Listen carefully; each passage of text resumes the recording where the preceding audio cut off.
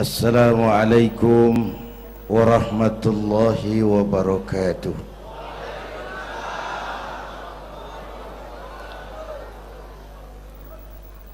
Alhamdulillahilladzi asra bi'abdihi laylan minal masjidil haram ilal masjidil aqsa. Wassalatu wassalamu ala sayyidina Muhammadin wa ala alihi wa ashabihi ahli sidqi wa tuqa, amma ba'du. Para ulama, para habaib yang saya muliakan, wabil khusus Fadilatul Mukarram Sahibul Bait Kiai Haji Uci Turtusi, yang terhormat Bapak Wali Kota Tangerang Bapak Haji Wahidin Halim, hadirin hadirat ma'asyiral muslimin yang saya cintai.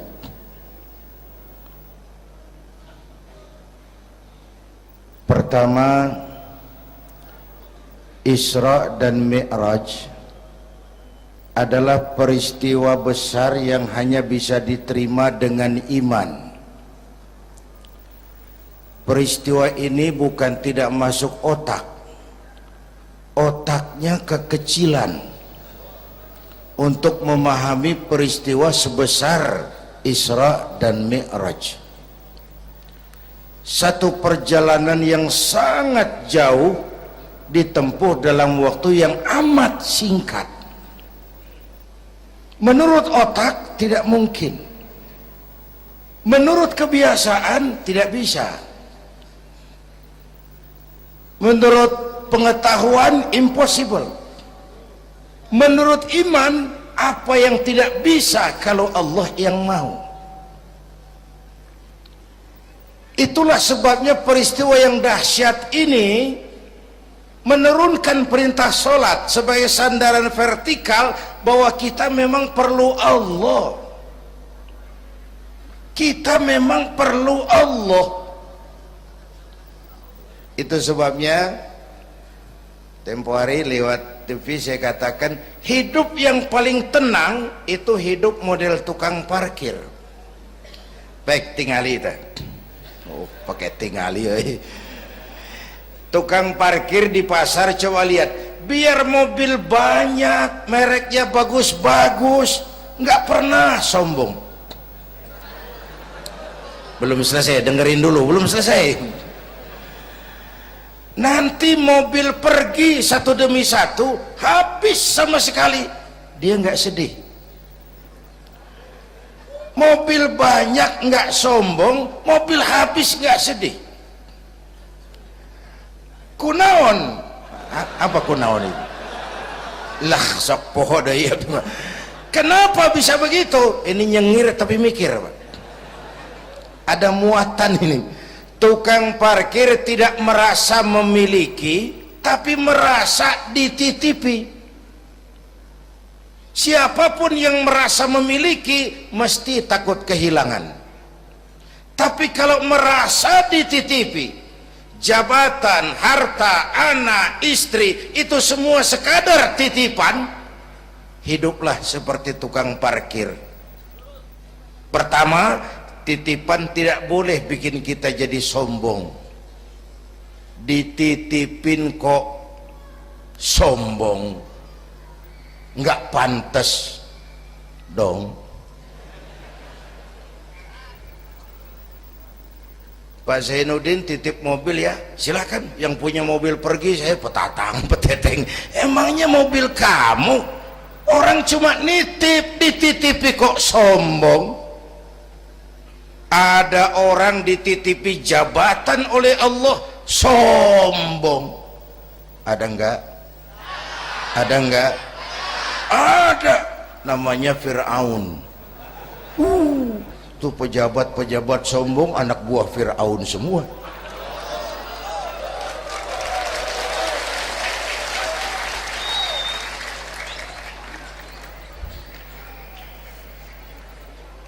Ada orang dititipi harta oleh Allah jadi orang kaya, sombong, mentang-mentang kaya sama tetangga nggak mau kenal, mentang-mentang kaya orang lain kecil semua, mentang-mentang kaya jalan nggak nginjak tanah.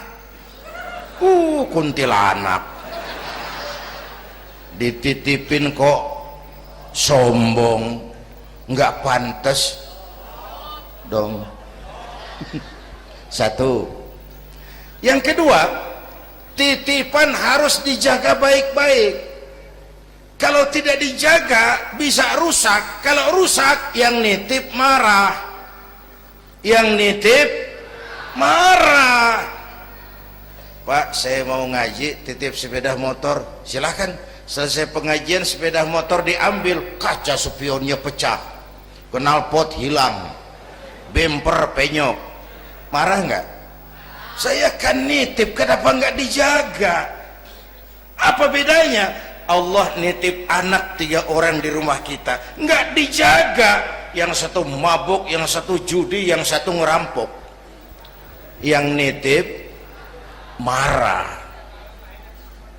Allah nitip harta kepada kita jadi orang kaya supaya bantu pesantren, bangun rumah sakit, bantu yatim, tolong yang lemah, bela yang perlu.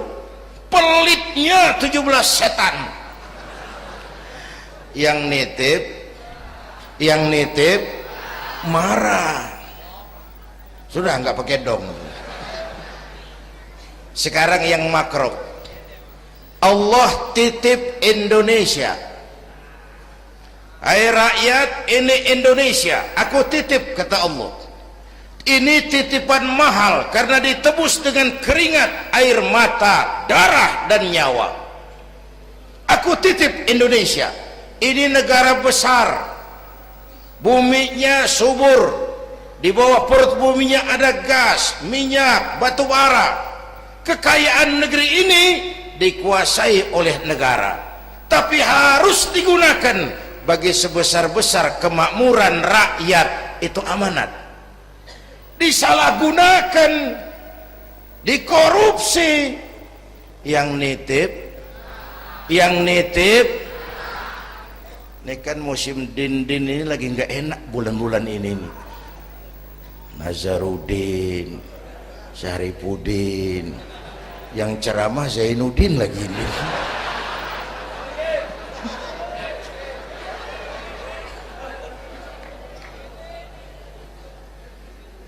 Yang nitip marah. Kalau yang nitip marah, dia suruh makhluknya yang lain negur kita. Makhluknya yang lain diperintah negur kita. Siapa? Merapi, batuk, Bromo muntah, Semeru demam, Anak Krakatau menggigil, angin puting beliung, banjir di mana-mana, gempa, longsor, hujan es, Kebayoran hujan es. Tetangga saya udah nyiapin sirup, mau hujan es. Innalillahi wa inna ilaihi rajiun. Angin teh makhluk, mang. Air makhluk, gunung makhluk, tidak mungkin makhluk bergerak sendiri. Eta teh Merapi teh demo, mang, demo. Kalau kita rakyat kecil demo, Satpol PP turun. Kalau Merapi demo, siapa yang mau ngademin? Mbah Marijan. Selesai. Mbah Marijan udah kumpul sama Mbah Surip di alam barzah tuh, udah rapat saya dengar. Kata Mbah Surip, tenang saja Mbah Marijan, tak gendong, aman sudah.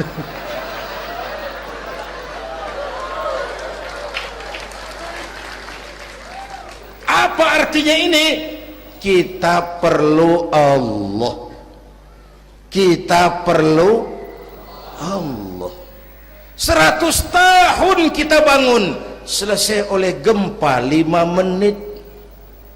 Itu Jepang negara maju, dihantam gempa, lumpuh 9,2 Richter, belum selesai tsunami, gelombang laut 10 meter naik ke darat, masih belum selesai, reaktor nuklir bocor, radioaktif gentayangan merenggut nyawa, terutama yang di Daiichi dan Fukushima.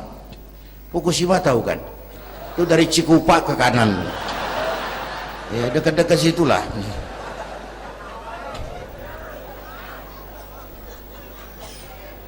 Kita perlu Allah. Paingan, apa paingan? Hah? Pantesan lah.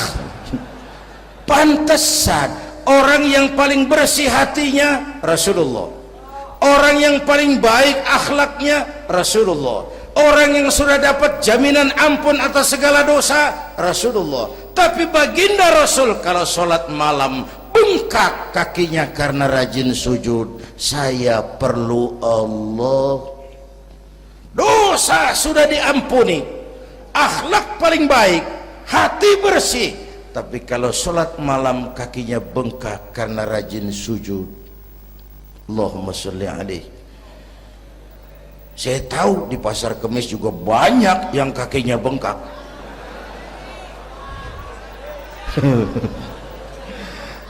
Kita perlu Allah. Itulah sebabnya dengan Isra Mi'raj turun perintah sholat agar kita punya senderan. Saya senderan ke tiang, tiangnya roboh, saya jatuh. Saya senderan ke tembok, temboknya ambruk, saya jatuh. Saya senderan sama orang kaya, dia jatuh miskin, saya selesai. Saya senderan sama jenderal, dia pensiun, saya selesai. Tapi kalau saya senderan kepada Allah, Allah tidak akan pernah miskin, tidak akan pernah berkurang kekuasaannya, tidak akan pernah lumpuh, dan seterusnya. Karena itu memperingati Isra Mi'raj, ayo dengan semangat memantapkan keimanan. Ini zaman entertain, orang pada pinter bikin bungkusan. Hati-hati sekarang banyak minyak babi cap unta. Sekarang ini kiai sama dukun tipis bedanya. Tuh kalau muncul di TV kadang-kadang kita bingung, kiai apa dukun sih? Pemburu hantu pakai sorban, ntar kiai gue suruh pakai helm. Atribut aja udah kacau sekarang. Ini zaman entertain, orang pandai bikin bungkusan. Maka kembali kepada ajaran agama, kita harus disiplin. Semua konsep agama muaranya disiplin. Syahadat apa? Disiplin akidah. Saya bersaksi tidak Tuhan selain Allah. Kalau begitu, saya tidak akan menyembah kecuali hanya kepada Allah. Saya tidak akan menyekutukannya dengan sesuatu pun. Lalu saya bersaksi Nabi Muhammad utusan Allah. Kemudian Nabi terakhir. Lalu tidak ada Nabi sesudah beliau. Harga mati, titik. Disiplin. Berapa kali kita sudah dibohongi Nabi pandemi palsu? Mulai dari Ahmad Musodik, ya, pelatih badminton jadi Nabi. Innalillahi wa inna ilaihi raji'un. Dapat wahyu di Bogor. Padahal di Bogor biasanya orang dapat talas itu. Dapat wahyu. Ditangkap polisi 4 tahun dihukum. Selesai dia rancai kek Bandung, namanya Sayuti, tukang cukur. Ngaku dapat wahyu jadi nabi lagi, dan anehnya ada aja yang ikut. Selesai lalu pindah ke Jakarta, Lia Edan, ngaku Jibril, ditangkap di polisi, dihukum 2 tahun, 3 bulan lalu sudah bebas. Ditangkap, paling hebat polisi kita itu. Bukan cuma teroris, Jibril.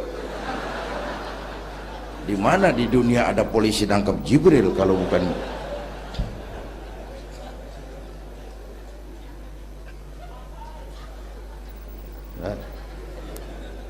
Terakhir yang aneh lagi, menurut catatan Bakor Pakemnya Kementerian Agama RI, antara Cirebon Losari, batas Jawa Tengah Jawa Barat tuh muncul agama baru namanya agama Jasun. Agama Jawa Sunda, Jasun. yang jadi nabi tugimin. Saya bilang ini jangan jadi nabi, jadi kiai juga kurang angker kok nih. Al-Mukarram Bapak Kiai Tugimin nggak ngangkat loh itu. Yang gak enak selawatnya. Kalau kita kan nikmat tuh tadi, ya Habibi ya Muhammad, asyik rasanya itu. Coba ganti sama yang tadi, nggak serem Pak. Ya Habibi ya Tugimin, nggak enak tuh, nggak enak. Saudara-saudara, di Isra Mi'raj ada potret. Ketika di Masjidil Aqsa, malaikat Jibril datang nemui baginda Nabi, bawa 2 gelas minuman, arak, susu. Ya Muhammad, pilih, ambil, minum. Mantap, tidak ragu-ragu, Nabi mengambil gelas yang isinya air susu. Dengan bismillah beliau minum. Selesai minum, kata malaikat Jibril, saddaqta ya Muhammad, laqad asabtal haq. Kau benar Muhammad, pilihanmu tepat. Emangnya kenapa Jibril? Kalau arak yang kamu pilih, kamu ambil, kamu minum, habis umatmu jadi pemabuk semua. Ini potret Pak. Itu yang tiap hari kita hadapi, yaitu arak, susu, benar, salah, hak, batil, ma'ruf, munkar, halal, haram. Hati-hati, jangan salah pilih, karena ini zaman entertain. Banyak minyak babi cap onta. Kalau minyak onta cap babi itu masih halal. Ini minyak babi cap onta, kita terpedaya lihat merek onta. Iya mereknya onta, gambarnya onta, isinya minyak babi. Berapa bulan yang lalu ada penyanyi pencipta lagu mati, namanya Ari Bowo. Masih ingat lagunya? Bercerita tentang madu di tangan kananmu, racun di tangan kirimu. Kalau itu situasinya, memilih tidak sulit. Kenapa? Alamat jelas, madu di kanan, racun di kiri. Masa ambil yang di kiri? Goblok amat. Si amat saja tidak goblok.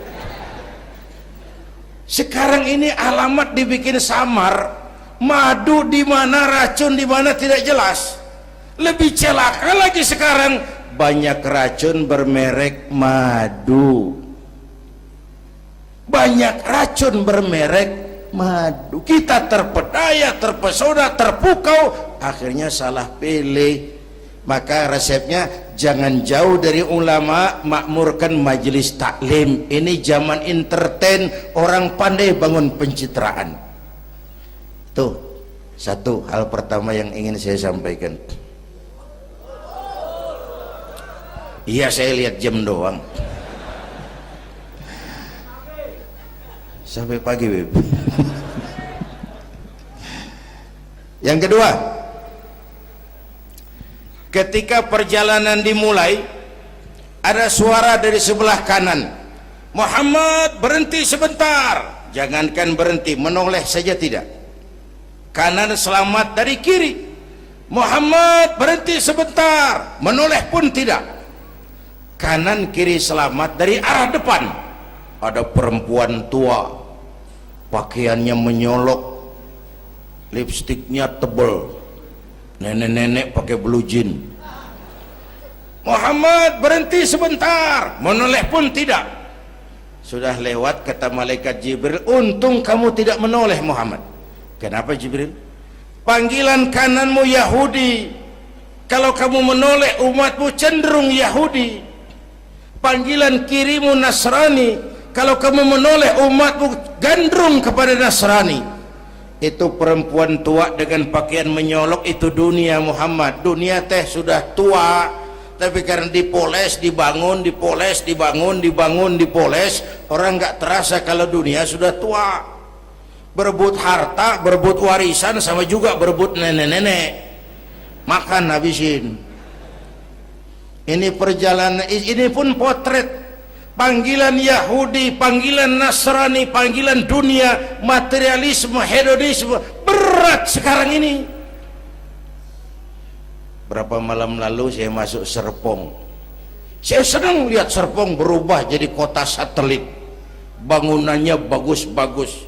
Saya telisik, sekolahnya Don Bosco, Santa Maria, Santa Ursula, gerejanya mbahnya gereja dibangun di pojok itu.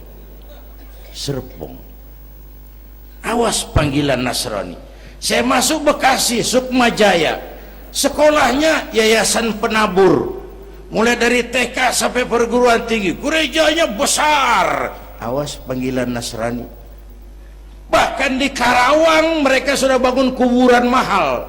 San Diego, ada teman saya pengusaha bikin pesan kuburan 200 meteran, itu 5 miliar, karena tanahnya berbukit, bergunung, indah, dan malaikatnya rada baik. 5 miliar.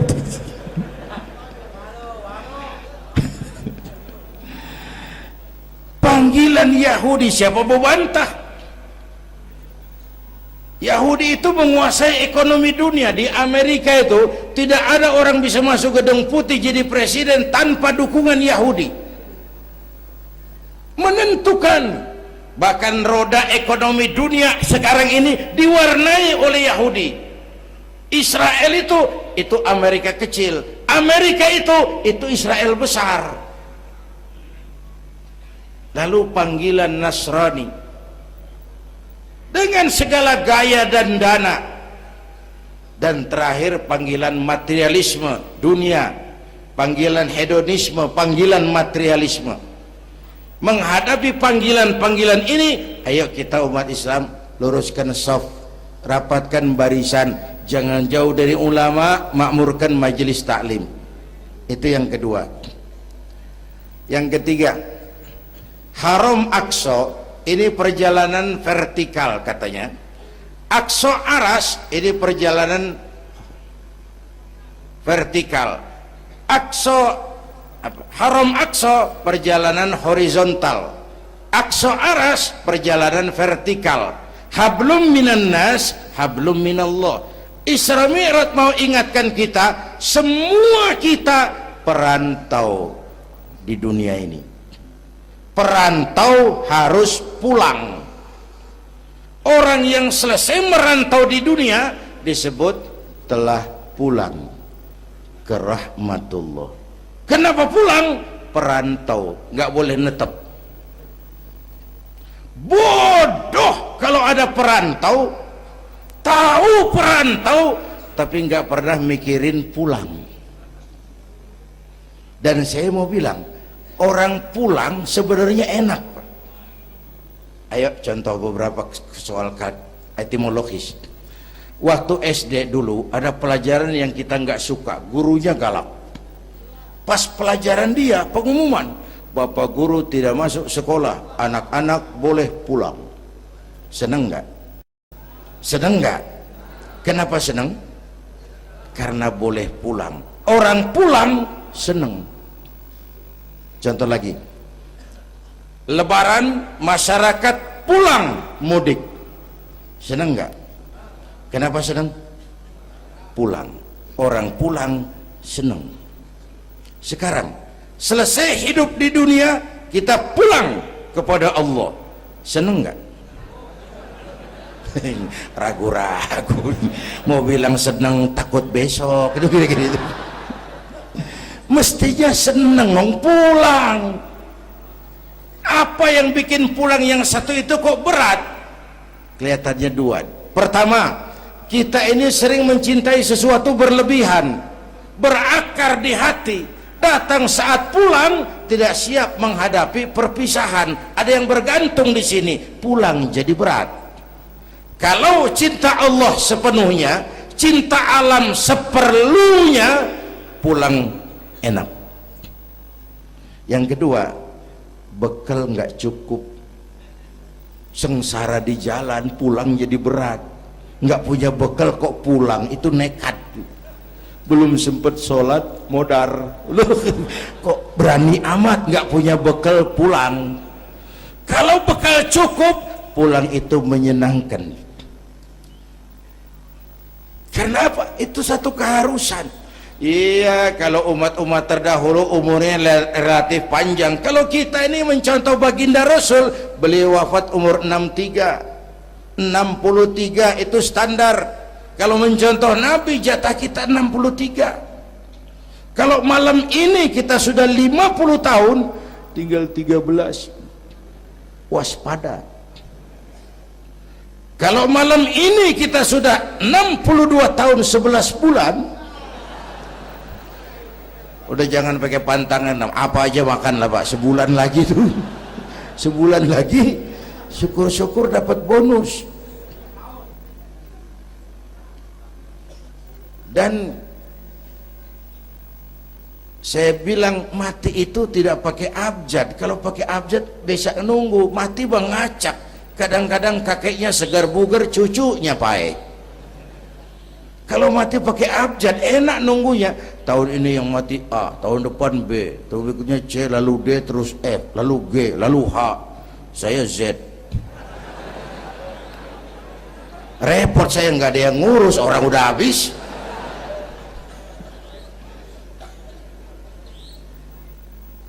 Bapak Ibu hadirin, malah aneh. Jam 6 pagi sopirnya mati. Jam 10 siang, 4 jam kemudian Mbah Suripnya yang mati.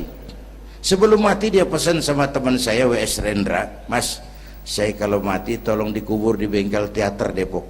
Monggo, dikubur sama Rendra. Belum seminggu Rendranya ngikut, mati. 1 bulan sebelum Rendra, lebih dahsyat lagi, Michael Jackson mati. The King of Pop, raja pop dunia, mati. Apalagi penyanyi keroncong, lebih mati lagi.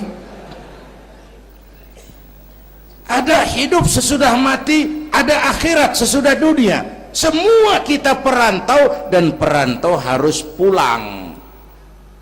Bapak Ibu hadirin yang saya hormati, oleh karena itu, dengan semangat itu, ayo kita tingkatkan ibadah kepada Allah Subhanahu. Penutup, Isra Mi'raj itu filter.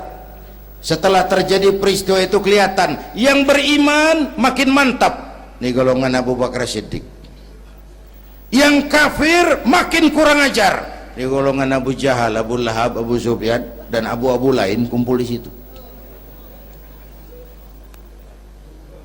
Yang ragu-ragu kafir lagi. Ini kristalisasi. Maka dengan memperingati Isra Mi'raj ditambah dengan semangat sholat berjamaah, ayo kita jaga kesatuan, persatuan, kerukunan, dan kekompakan. Bapak Ibu hadirin yang saya hormati, saya bersyukur walaupun belum pernah hadir, tapi saya tahu tiap minggu pagi pengajian Kiai Uci ini dibanjiri oleh jamaah. Alhamdulillah, kita doakan beliau diberikan kekuatan dan pengajian jalan terus sampai kira-kira kiamat, kurang seminggu. Jangan sampai kiamat lah, ngeri. Saudara-saudara, itu yang kita perlukan sekarang.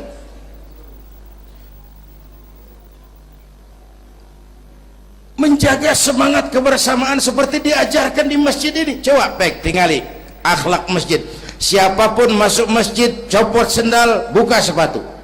Kenapa? Tidak ada warga kelas 1 di sini. Semua sama di depan Allah. Ini masyarakat yang mau kita bangun. Lurah masuk masjid, buka sepatu rah. Camat masuk masjid, buka sepatu mat. Wali kota masuk masjid, buka sepatu. Ini Pak yang ngomong dia tuh. Sembarangan tak.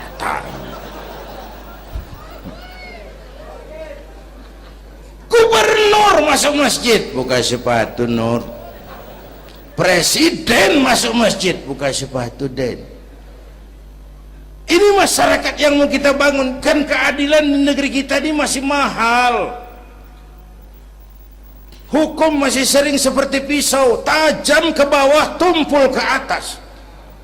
Kalau yang kecil salah, hukum cepat-cepat ditegakkan. Yang besar salah, cicing wae pura-pura tenyaho. Itu yang melukai rasa keadilan.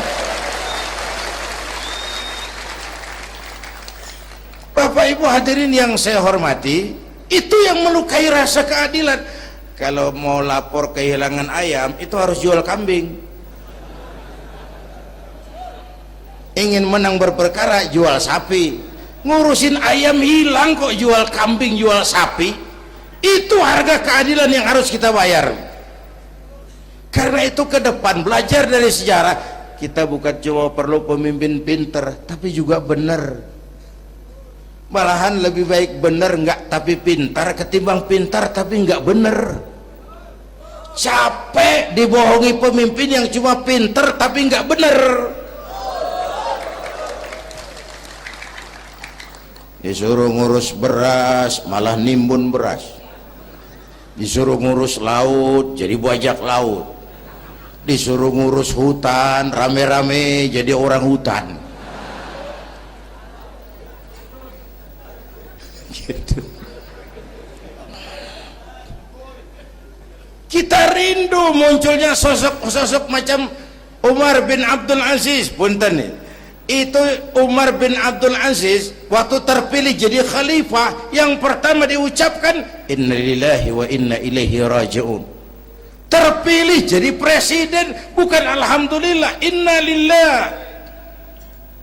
Pagi dilantik, malam pesta. Pesta apa? Dangdut? Enggak. Pesta air mata. Di mana? Di mihrab dalam masjid, sujud sambil berlinang air mata. Istrinya tanya, "Bang?" "Iya sayang." "Oh, udah dengerin aja orang improvisasi." "Iya sayang, abang kan sekarang jadi khalifah." "Kenapa nangis, Pak?" "Itu Fatimah, itu sebabnya saya nangis karena saya dipilih aklamasi secara sebagai khalifah. Setelah jadi pemimpin yang terbayang oleh saya, yatim piatu yang merintih kelaparan, janda-janda tua yang perlu bantuan, rakyat saya yang belum bisa menemukan haknya secara wajar, saya takut saya zalim kepada mereka. Saya nangis mohon pertolongan Allah." Pagi dilantik, malam pesta, tahajud. Esok harinya karena pemimpin baru, banyaklah pejabat-pejabat gubernur cari muka.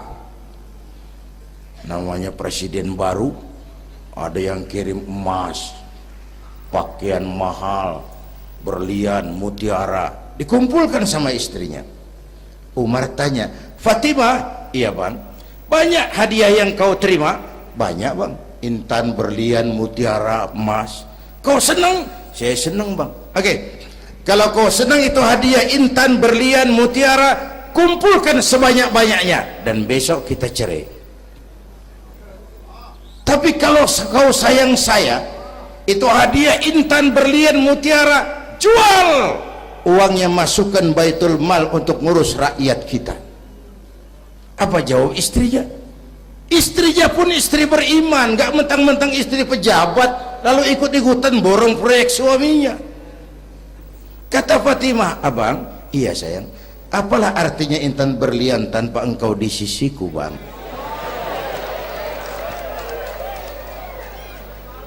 Jual sajalah, jual untuk ngurus kepentingan rakyat. Yang nyata-nyata hadiah pribadi dijual ngurusi rakyat. Jangan yang sudah nyata-nyata milik rakyat masih disunatan.